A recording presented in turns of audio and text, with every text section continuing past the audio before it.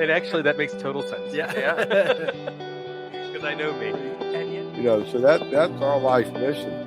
That's the McShin's mission. You don't have to understand my boundaries to respect them. Well, no, I'm the president and co-founder of McShin, a person in long-term recovery from substance use disorders. How do you go about fixing the damage in the trust between the family after you get out? Okay, I gotta work on that. Celebrating my 6 months. Didn't have a cake. Yeah. Gosh, you showed up.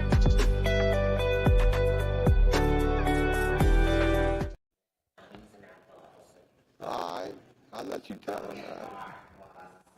There you go. All right.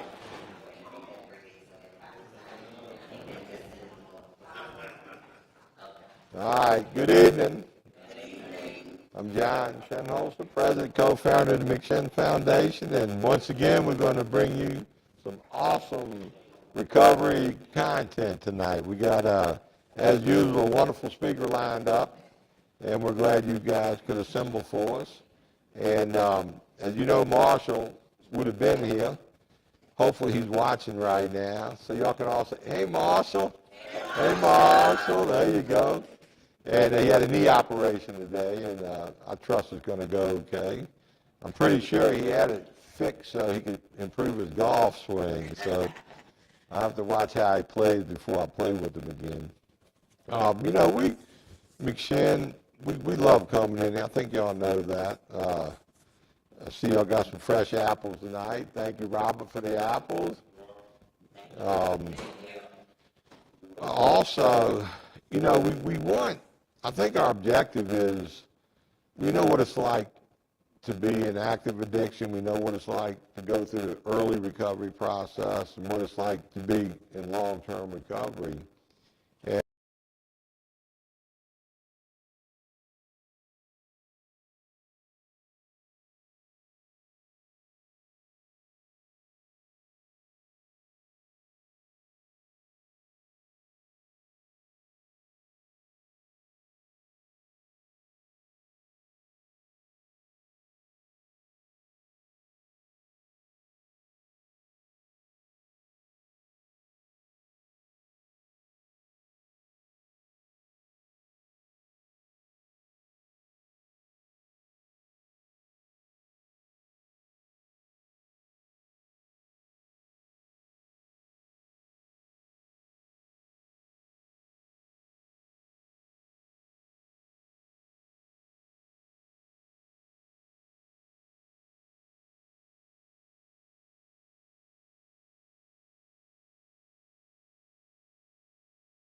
library, you know, a lot of confinement. And then in the troop compartments, you know, there'd be 200 Marines packed in a troop compartment, probably not only half the size of this room, and you could smell the weed.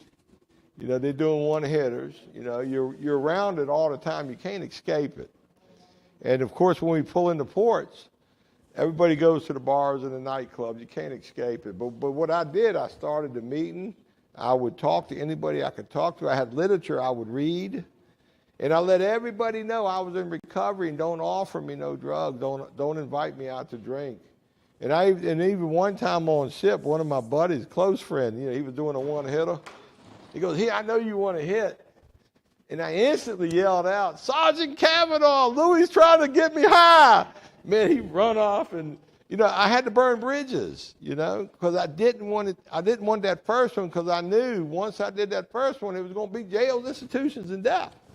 And even though I still wanted to get high, I mean, I was insane. Think about it. You guys know better than anybody, if you pick up one, that could be the lead-in to getting arrested again, overdosing, you know, ending up in jail or dying. So to think about, as a new person, 6 months clean, I wanted to use really bad. That's insane. You know, what I wanted was a jail, an institution, or a death. And I remember we pulled into Australia for a port call. And I really wanted to use bad. I was trying to find some drugs. I couldn't drink because I was on antabuse, and antabuse makes you get deathly ill. So I'm in there, I'm trying to find drugs, and one of my buddies looked at me and said, John, I don't like the way you look. Because I was probably frothing at the mouth trying some acid, man. And he said, shouldn't you go to one of those meetings? And I went, yeah, you're right, I should. And I tried to find an NA meeting. They didn't have one in Perth, Australia this is probably February 1983. And what I found was an AA meeting. And I took a cab to this AA meeting. I go in this AA meeting, and it's in a nursing home. It's in the dining hall of a nursing home in Perth, Australia. And I go in there, and there's probably 60, 70 old folks in there. And they were all in wheelchairs and striker frames. And, I mean, it was like, good, there was a 50-year gap between me and the next youngest person. And some old lady came up to me and goes, hey, mate, welcome to the meeting. Would you like some biscuit and tea? And I'm thinking, who is this old cranky lady? So I got some hot tea, and I put cream and sugar in it. And I love tea to this day. I drink tea every day. And the biscuits were those little shortbread cookies. Man, I slammed the whole tray. They were good, you know, because they're Australian and fresh baked. They're good, trust me. But during the meeting, I shared.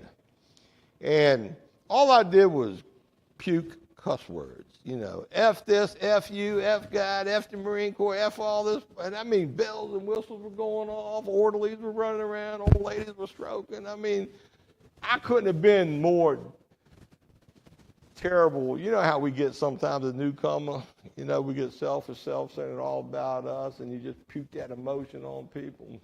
Well, after the meeting, man, they all came up to me. They wanted to hug me and touch me. It was like the night of the living dead, man. And one old lady looked at me and said, hey, mate, that was the best share we ever had. Could you come back next week? Bring some more blokes with you. And here's the hit. The hit is, I have not had a compulsion to use since that day. Think about it. I'm insane. I share that insanity with my people, okay? And I was restored to sanity. That's our second step. Come to believe a power greater than ourselves could restore us to sanity. And that power greater than me was them old people in that AA meeting, okay? And it wasn't my idea. Remember, I was trying to get drugs, and I was intervened on by a buddy, and I can only assume it was the God of my understanding stepping in and doing for me what I couldn't do for myself. And anybody knows me knows I'm not a religious person, okay? Now, I'm called a lot of things, but religious ain't one of them. No. So, you know, that's just a little hit here, okay?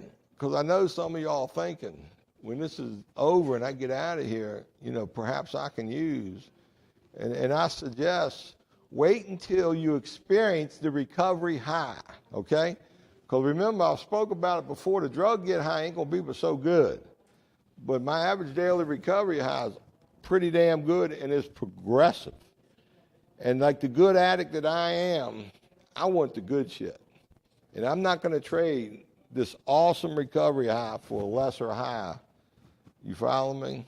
So, anyways, we're always grateful that the sheriff lets us come in here. We're very excited to be collaborators with Henrico County Sheriff, and she goes to a lot of trouble and length to make sure we are consistent. We come here every other Tuesday and jail at least every other Tuesday, and we're in a new age. You know you have a sheriff that cares about you, cares about recovery, cares about bringing in good content to you folks. She busts her butt for y'all whether you know it or not. The staff, I just can't say enough. I go to a lot of jails and prisons all over the country. I've mentioned before, I've been to 44 different states inside correctional facilities sharing that message of hope, that hope shot. And we're treated so graciously, so respectfully. They value us as much as we value them, as much as we value coming up in here giving you that hope shot. Truth is, I wouldn't be clean this long if I wasn't allowed to give back what was so freely given to me. And that's really what takes place here. You got genuine, concerned, compassionate recovery folks consistently coming up in here, being that face and voice of recovery, trying to give you the best hope shot we got available. And we really appreciate y'all paying attention and engaging. because you do. And that's important to us, and we thank you for that.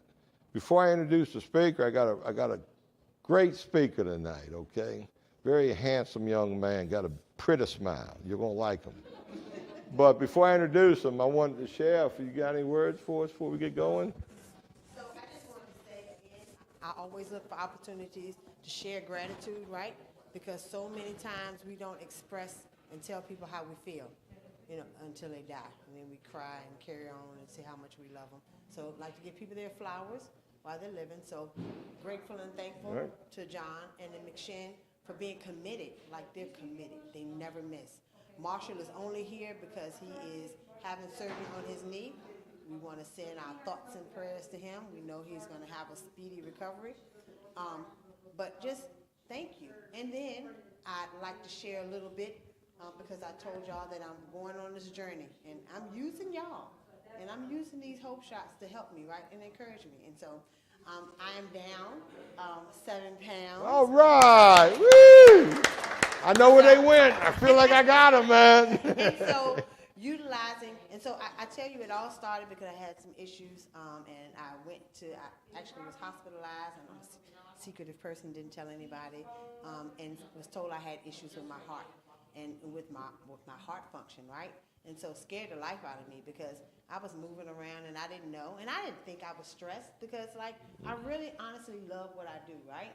But having that wake-up call, I promised that I was going to be intentional about what I did, still doing what I love, but self-care and taking care of me. And so using what you all teach me, and the folks that come in with the Hope Shot teach me every week, and learning and reading about what it takes for self-care and how to relax and being able to pass those things on to you. I was excited today because, adult coloring books, I did not know how much relax that provided, right? Really, really does. And so I'm excited to be able to share those things and bring those things in. And I start in small pockets because we are in a jail, and why I love y'all dearly and care a lot about y'all, I still don't trust y'all as far as I can see y'all. And that's just the human being. That's being honest. We're supposed to be open, honest, and transparent, right? But I give you what you give me. And I'm proud that every day you work towards showing me and earning that respect and trust. And so I love to give that back. So I've started with the ladies, with the adult coloring pages and the coloring pencils, and I hope to expand it and spread it out because it is truly so relaxing. And so I just don't want to see no makeup and use it the wrong way. But we're going to progressively keep adding things like that to teach us how to take care of ourselves and relax and still do the things that we need to do, right? So thank you all. Thank you, John. And I'm excited about hearing from our speaker. He says he's he is a handsome young man. And so I'm excited to hear what he has to share with us. Thank you. Thank you, Sheriff. Thank you, Sheriff. Now, can't you make tattoo ink out of these coloring books? No tattoos, all right? Yeah. All right. We're going to refocus now that we done killed that idea. No mash, no tattoos. Our speaker, I've known him for a while. I just asked him earlier, you were young when we first met. He was a teenager. And he hung in there. And he's had wonderful bouts of recovery, and he had a couple whoopsie daisies, and he's a strong man in recovery, just crushing it right now. And I've been in a meeting where Rodney has shared before, and he done terrified half the room. I remember one night over at Taps, man, you was going off, and I'm getting into it, right? But some of these folks were being traumatized. I said, oh, shit, Rodney, he's off his man. I said, whatever. But I've seen him share to a large group of people, and nobody left their seat. I mean, this man, he got a powerful message, and I'm excited that he's up in here, and I can't wait to hear what he's got to say. So let's give us a warm welcome for Rodney. Yeah, just smile. I'm an addict named Rodney. Thank you. Addict named Rodney. Addict named Rodney. Hey, Rodney. Thanks.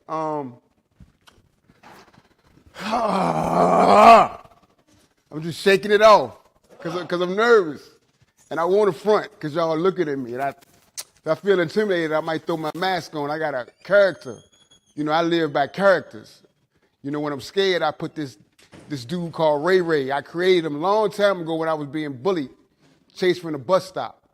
And I took that character along with me to G1. And I use him when I'm afraid. And I'm afraid. I'm nervous. But I like to thank John and y'all for the opportunity because the second step that he was talking about, coming to believe that a power greater than myself can restore me to sanity, that's one of our steps. The spiritual principle in that step is hope. And that's one of the things that I lean on heavily. This meeting right now is my hope shot. I'm supposed to be giving y'all some, but it's my hope shot. Just this morning, I was riding to work praying. I said, God, take my will in my life, guide me in my recovery, show me how to live. And I was crying when I was saying that because this morning when I woke up, just like every morning, depression is right there talking to me saying, you don't feel like getting up. You tired. What if the cancer come back? What if the girl leave you because you suffered with erectile dysfunction? Like all of that stuff that I suffered from, my mind remembers it and it replays it to me and it just makes me not want to live sometimes. No, I don't want to use, but sometimes I don't want to live in this body.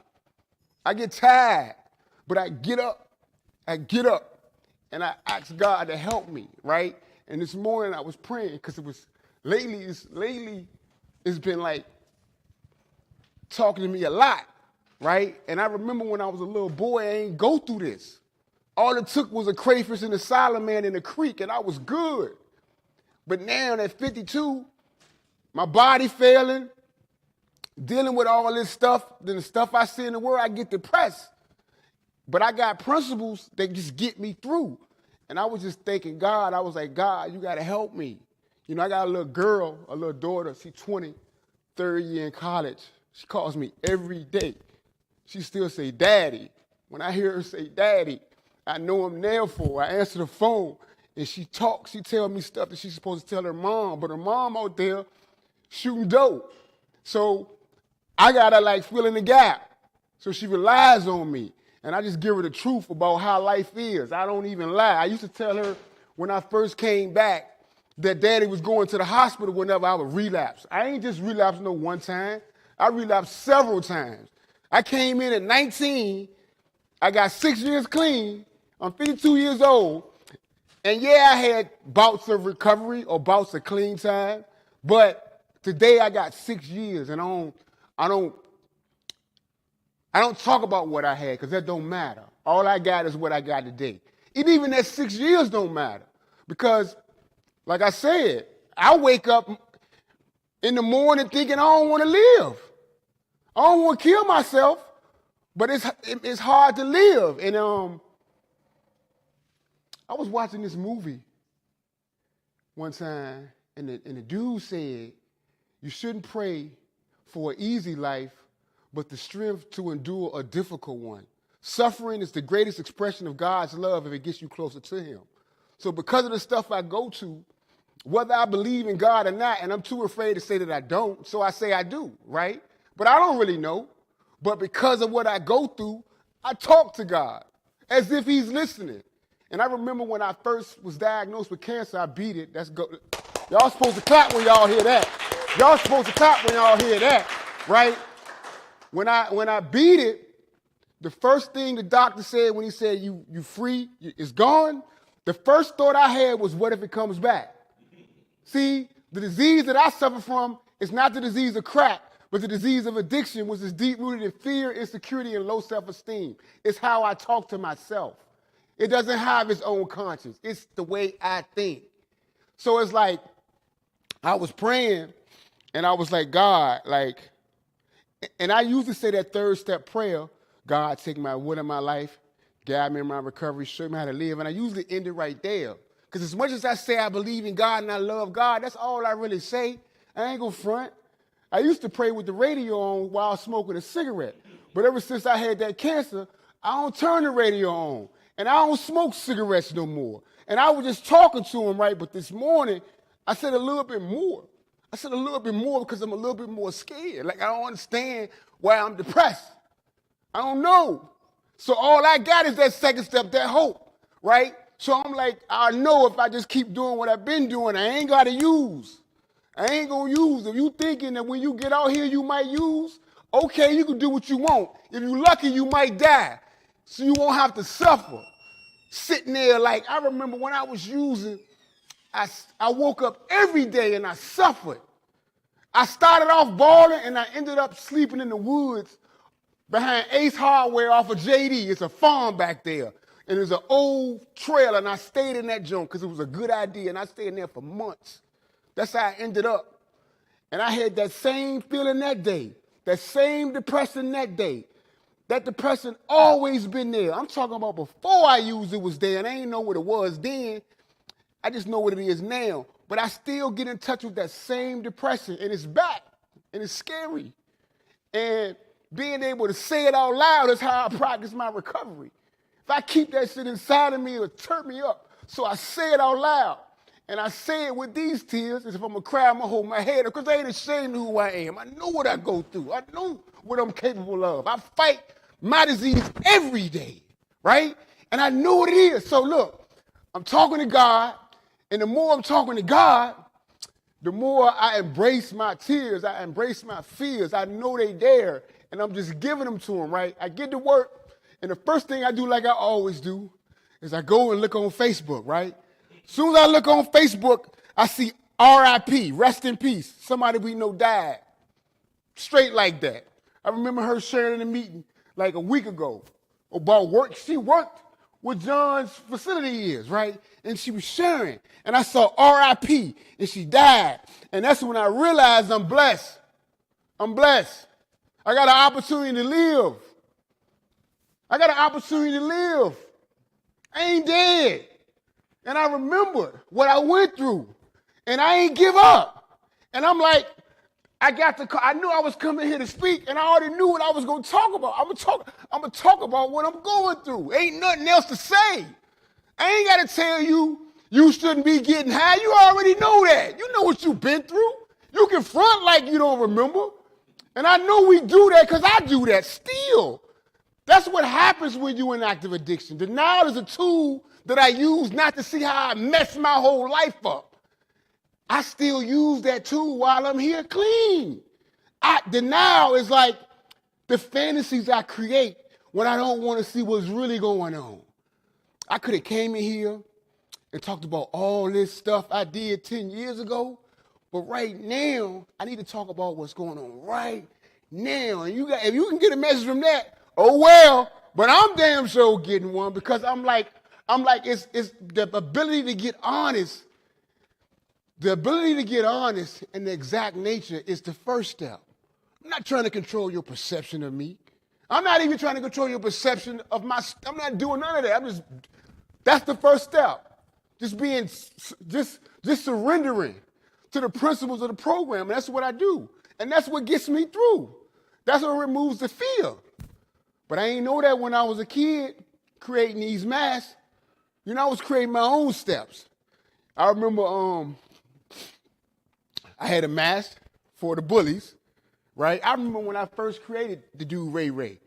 I remember back in the 80s, the dudes from New York me and you dialed in, we here, right? You know how I remember the New Yorkers came down or whatever? I remember sitting in the mirror one day talking about, yeah, you know what I'm saying? Word up. I was talking, like I was imitating them, right? And I would act like, not necessarily like I was from New York, but I was just creating this character to keep people off me, right? And then girls, because I liked girls, and I got my heart broke. She didn't know she broke my heart. All I was doing I just liked her. And I think I said something slick with my New York voice, and she said something that crushed me, right? And I said I would never do that again. So I created this mask. I didn't know I was creating masks. I was actually protecting. I thought I was protecting myself from the fears, right? I didn't know that was a disease of addiction. That's just what I did. I grew up and then put drugs on top of that. The first drug I experienced was marijuana. When I actually got introduced to marijuana It was the day that Tribe Called Quest dropped with that People in Instinctive Places and Travels, right? First song I put in, we had cassette tapes. First song I put into the radio was Bonita Applebum, While Hitting a J. And I was gone.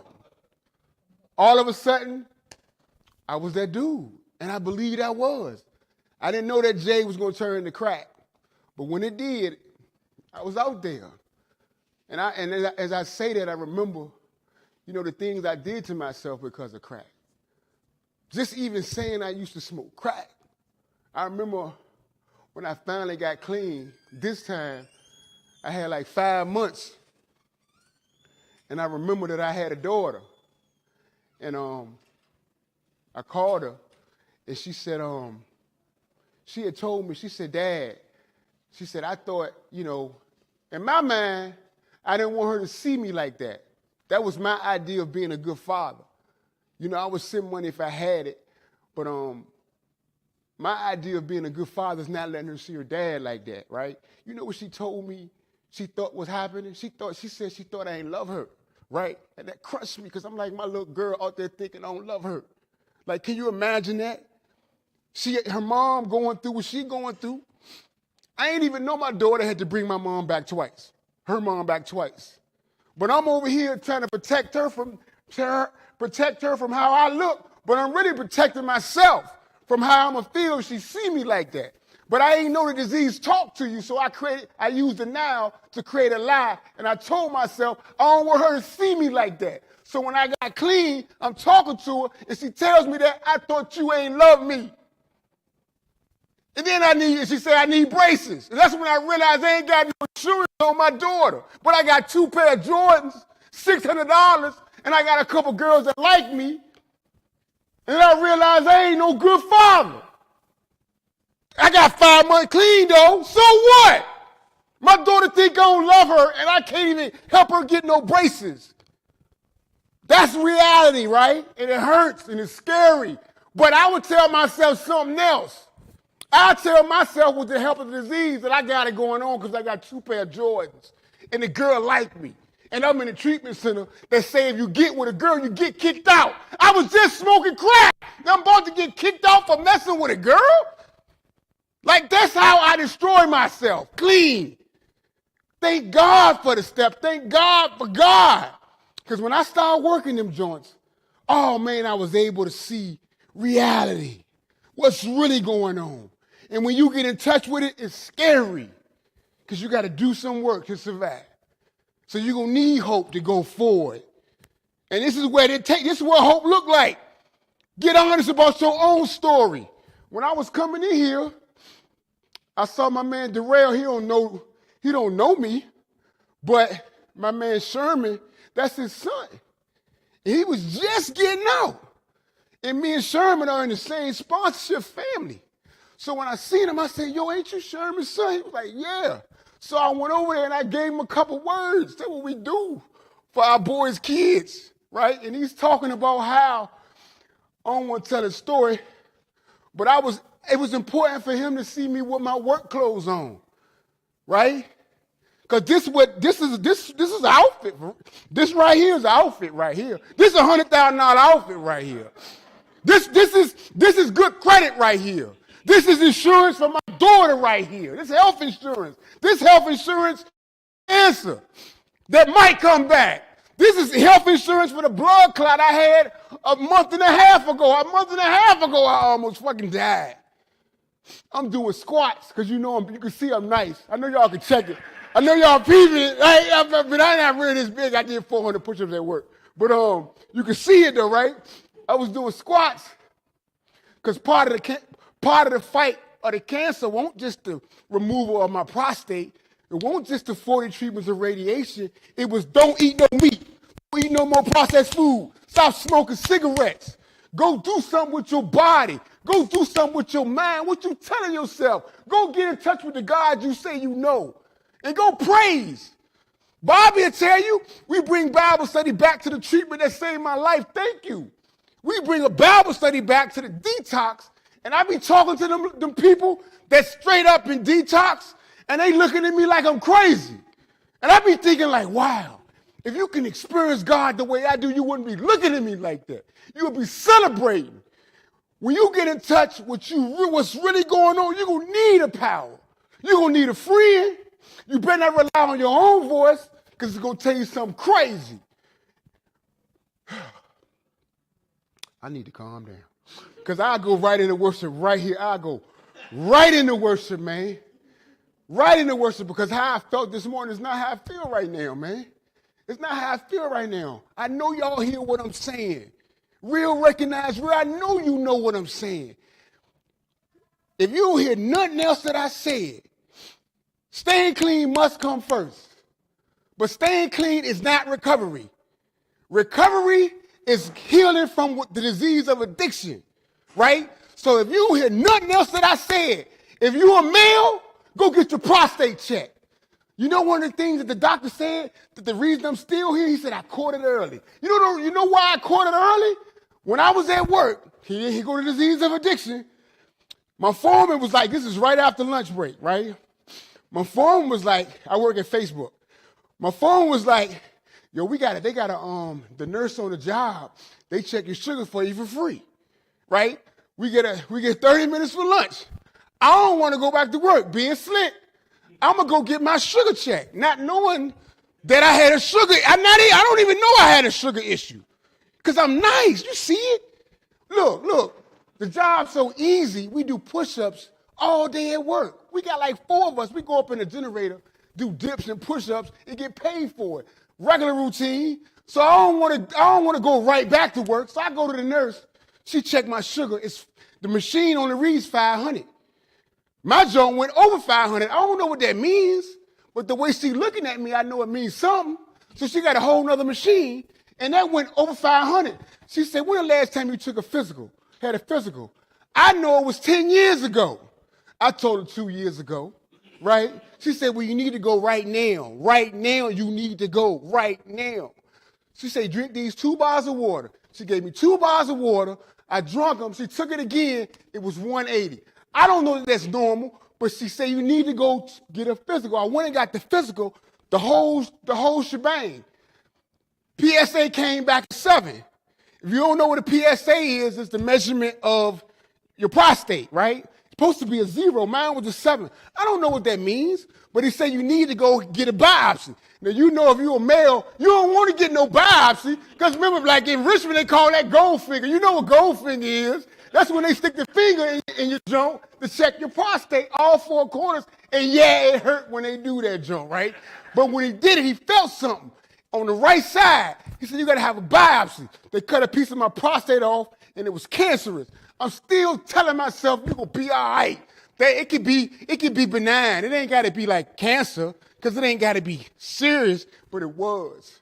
And I remember when he told me that.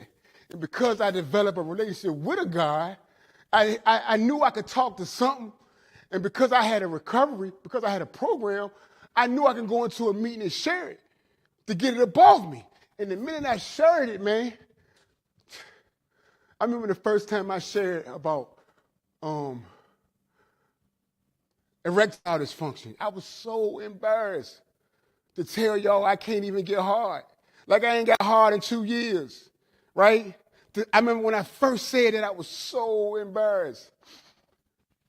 During the meeting, my boy texted me. He said, yo, I suffer with the same thing. I got something for that. Right? I'm like, what, right? So after the meeting, I go to him, and another partner come up and say, yo, I had prostate cancer 8 years ago. You know Moses. He said, I'm 8 years free from cancer, with prostate cancer. But he ain't know that I had it until I shared it. What the dude shared, actually, I ain't all the way hard, but it moved. I got some, what I took for the second step, hope. I got some hope. Like I'm talking about how I live with my life. Y'all might be all right, but what Rodney got to go through just to be Rodney is hard. But in order to get through it, I got to talk about it. When I talk about it, somebody going through the same thing is there to give me the information I need to get me through. And the evidence, which is the third step, is they doing it ahead of me. So you want to see God? Look at the person that just got through it. Like when Moses told me what he went through, I saw God. I'm talking about praying. I see God. He 8 years cancer free. That's God to me. And he was telling me, and all I had to do was get honest about what I was going through. And yeah, it's going to be embarrassing when you get honest about what you're going through. Because the disease will have you thinking you by yourself. And the only reason you know you're not is because you say it. So if y'all in some little program in here, you can front. It'd be hard if you want. But if you in the NA meeting, I already know you sick. I already know something wrong with you. I already know something going on because you in jail. Right? And I ain't talking about you because I got 40 years on my head. I still don't like coming over Henrico. I'm from Southside. You do not play with Henrico. I got one of that type of time. But I knew, man, I know, man, that the way I live, I'm proud of myself. I'm proud of who I became. My mom, I don't traumatize that lady no more. I still ain't got a key to her house, and I don't need one. But whenever she asks me for anything, Cash App is a blessing. I remember one time she needed like $800. I couldn't Cash App that money fast enough. I could never repay what she gave me. Wherever I went, I've been locked up over like 10 times. Wherever I went, she was the only person there. Always kept money on my books. My daughter, she know where her father at. She gets straight A's in Norfolk State. Last 2 cars she had, I brought. This third one, I said, you buying. Because I know what I did to my mom. I know what my mom, listen, I know how I drugged my mom. My mama gave me everything I want and it spoiled me. And I'm not gonna do that to my daughter. Even though I want to, because of that guilt for not being there, even though I want to, I'm not gonna teach her how to be me. I'm gonna teach her how to be better. So I said, you're gonna get a better car, and you're gonna work for it, and you're gonna pay your car note and your insurance. And she does that. My little daughter, a hustler. Look, straight A's.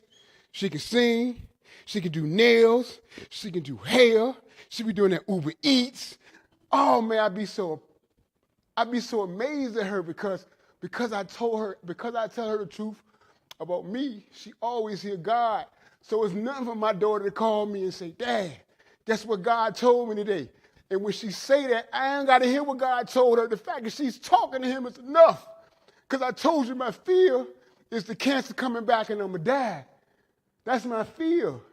But God told me, because when I was dealing with when I was in the fight, every morning I would pray on the way to work, God heal me.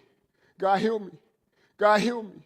God heal me. And one morning I said, damn, Dad, don't you think he heard you?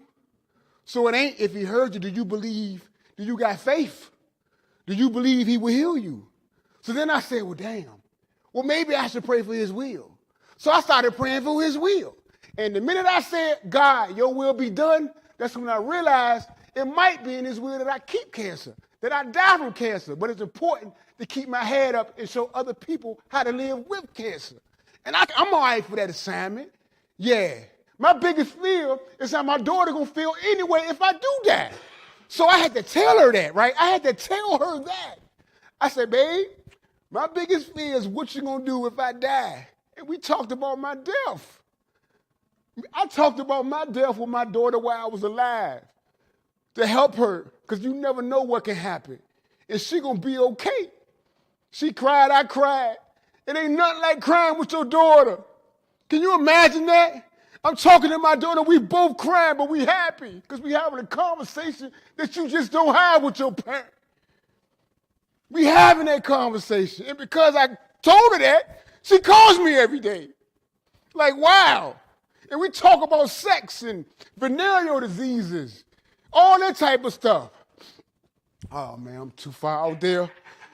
Too far out there. I just really want to show you who I am, what I go through being me. I'm pretty sure you go through something too. If you don't want to kill you, got to learn how to talk about it. If somebody talking about you because of what you saying, fuck them. I don't mean to say it that way, but that's just the way it is. That's just the way it is. What you gonna say about me? What can you say about me? We are all the same. We the same. We all scared. That's why we got high. You know something, when you remove the anesthesia of the drug and you got to rely on your own juice, oh man, I'm reminded that I'm still a kid. I'm still a kid, man. I just want to be okay. I just want to have fun, you know? I want to help people. I'm on this new thing now. I was already on this saving money, right? And investing in like stocks and stuff like that. I even taught my daughter how to do that. Invest, right? Because I'm trying to teach her how, like, generational wealth, right? I'm trying to teach her. I'm even trying to put my mom down, right? Like, just to be that dude, that guy in their life. You know what I'm saying? That keeps me going. So when I be feeling like giving up, man, which is every day I have a thought of giving up. I remember the people that rely on me. And I'm strong, for real. I will fight any one of y'all. I ain't scared of that. But I want to be there for my mom, my daughter, my girl and her kids. Just the other day, me and my girl, we've been together 6 years. Just the other day, she come in the room and she just was upset. She told me I was taking her for granted and she tired. She telling me, right? And I'm looking at her because whenever my girl said we need to talk, I put a force field up and I'm like, I don't want to hear that. I don't want to hear that, right? But she tired and she's telling me she tired. So the first thing I tell myself, remember I got a disease of addiction. It takes part of the truth and it over-exaggerates it because it's fear, insecurity, and low self-esteem, and it talks to me in my own voice, right? So when she says she tired, what I hear is she done found somebody else, and you know she don't want you because y'all ain't had sex in 2 years. And when she leave, who else gonna want you? So I was like, I'm gonna be all right I'm having a whole conversation by myself. Why she said it? And I'm gonna be all right if she do leave. Couldn't have found out I was sabotaging the whole relationship because I couldn't deal with the fear of what I was dealing with. And I had to say it, but how do you tell your old lady, I think you're gonna leave anyway because I can't get hard? Like, how do you say that? How do you say, I don't know how to deal with your kids? Like, how do you say that? But if you don't say it, the disease, all it needs is one lie, one thing, and it will disrupt your whole life. And it will use denial. That tool, remember that tool that it keep you from seeing reality? I had denial to make me think that everything was okay. And when she couldn't take it no more, I had to actually get into a place where I was like, man, fuck it. She gonna leave anyway, just to get honest. You know when I told her, look, I really can't deal with your kids because I don't feel as though I have a voice. I don't know what to say to a 15-year-old boy and a 16-year-old girl. So it's easy for me to go up in the room and just be in bed. That's all I need. You gonna cook for me? I bid in the room. Y'all hide that out there. I'm saving. I had to tell her that. And when I told her, I think you're gonna leave anyway because we can't have sex.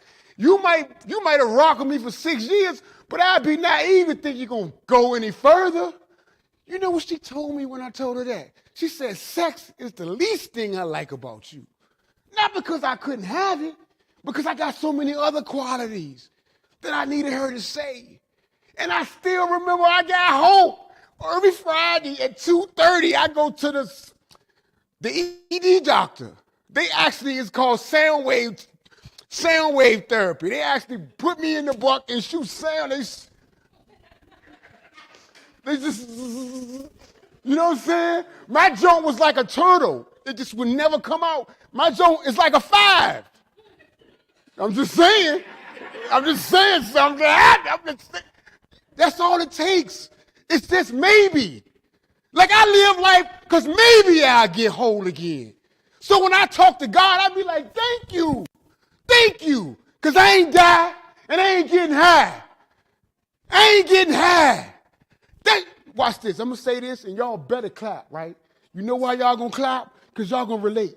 I ain't smoking no crack. You know what I'm saying? That's a big thing right there.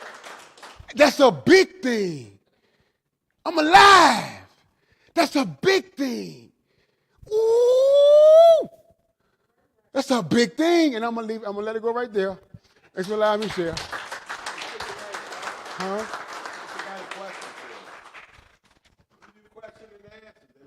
Questions for Oh. Ah. Y'all have any questions? Y'all have any questions for me?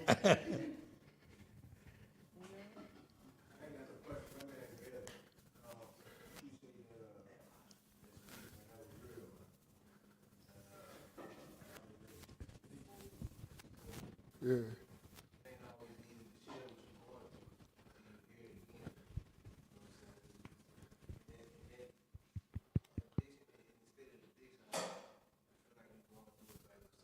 Yeah. You got to say it again. That's for the people. My name Billy. I was just saying, man, how I relate to your story and that hope shot, man. It really helped to know that you're not alone. Like hearing someone else going through what you go through, it just makes it a little more easier, to deal with. Yeah. And I can relate to, you say people be fronting, because I used to do it. But now I really don't even care what nobody think about me. It is what it is. Like, I don't want to live like that no more. And I appreciate the hope you give me. Yeah.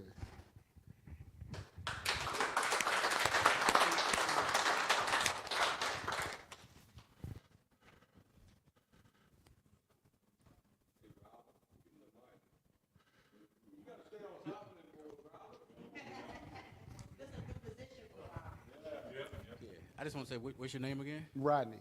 Rodney? Yeah. Yeah, with a name like that? Whoa, you're Rodney. What's up? Yeah. All right. Appreciate it. All right. Hey, I wanted to say to you, man, I was connecting you the whole time, right?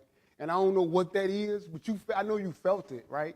So I don't know if it was God speaking to me to you, but I know you heard what you need to hear, right?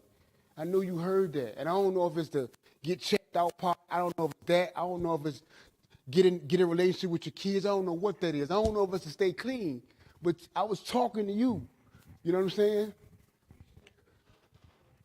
Anybody else? We good?